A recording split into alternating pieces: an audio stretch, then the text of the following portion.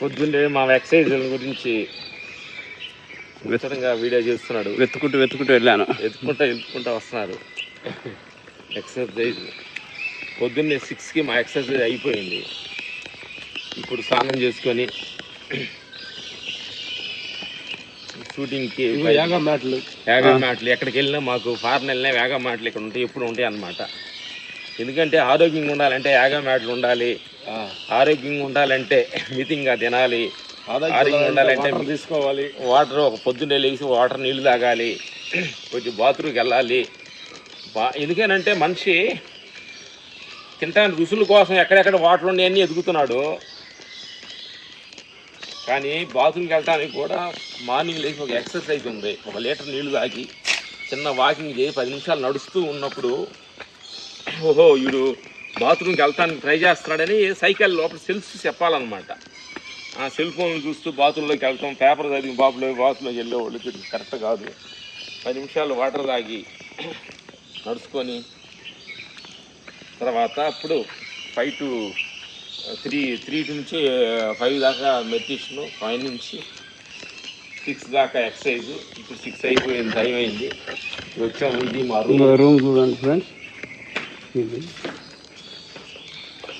మాకు ఎక్కడో చిన్న రూమ్ మాకు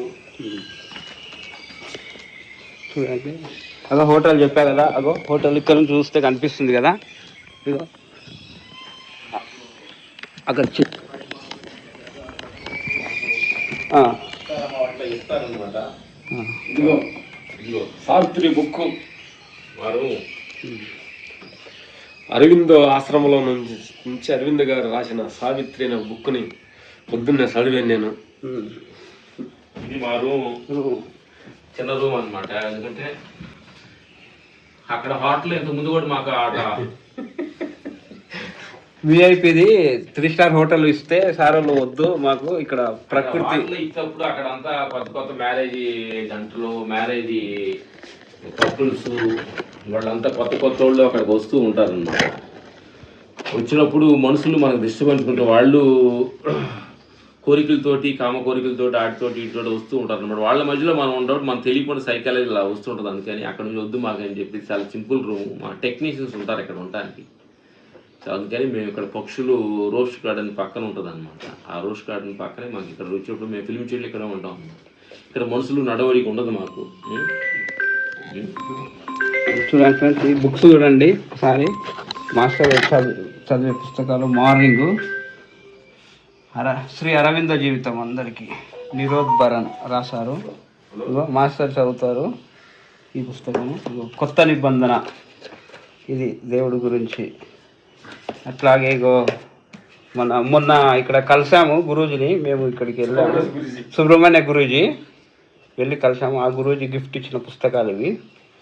యథార్థ గీత, భగవద్గీత, యథార్థ గీత. యథార్థంగా ఉన్నది ఉన్నట్టుగా ఎలా జీవించాలనేది మాస్టర్ ఈ బుక్ యొక్క సారాంశము.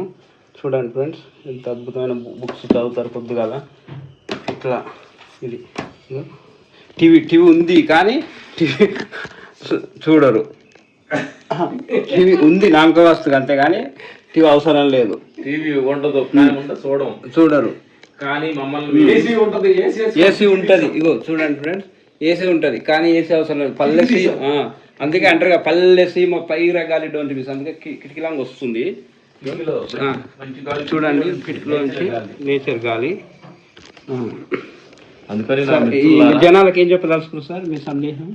ఏం లేదు, ఎంత మనం సింపుల్గా మనం ఉండగలిగితే మనకి మీ అన్నీ వసతులు ఉండొచ్చు, డబ్బు ఉండొచ్చు, ఏముండొచ్చు, అవన్నీ ఉన్నాయి పర్లేదు. కానీ మనం సింపుల్ లివింగ్గా మనం కానీ జీవించగలిగేది అయితే చాలా. ఎందుకనంటే మన ఒంటరితనాన్ని మనం యాక్సెప్ట్ చేస్తే అది నీకు స్వర్గం. అదే ఒంటరితనాన్ని బయట వాళ్ళందరూ నువ్వు వేస్ట్ నువ్వు అని బయటికి నెట్టేసి నేను ఒంటరితనాన్ని పట్టేస్తే అదే నరకం అనమాట. అందుకని నా మిత్రులారా, ఎక్కడ నరకం స్వర్గం ఎక్కడో లేదనమాట. అది నువ్వు యాక్సెప్ట్ చేస్తే అది నీకు స్వర్గం, అది వ్యతిరేకిస్తే అది నీకు నరకం అనమాట. అందుకని ఒంటరితనం కూడా, స్వేచ్ఛతనాన్ని ప్రతి మనిషి జీవించండి. ఒక రేంజ్కి వచ్చిన తర్వాత, ఒక 50-60 తర్వాత ఒంటరిగా జీవించడానికి అలవాటు పడండి. అన్నిట్లో వాళ్ళు కావాలి వీళ్ళతోటి కావాలని మాట్లాడుకున్నప్పుడు, వాళ్ళు నీతో మాట్లాడినప్పుడు నీకు బాధ వస్తుంది, నీకు భయం వచ్చుద్ది. నేను పక్కన పెట్టినప్పుడు నీకు బాధ వచ్చుద్ది, పక్కన పెట్టినప్పుడు నీకు భయం వచ్చుద్ది నా మిత్రులారా. అందుకని ప్రతి మనిషి ఒంటరిగా జీవించండి. థ్యాంక్ యూ, వెరీ హ్యాపీగా ఉన్నాను. Thank you.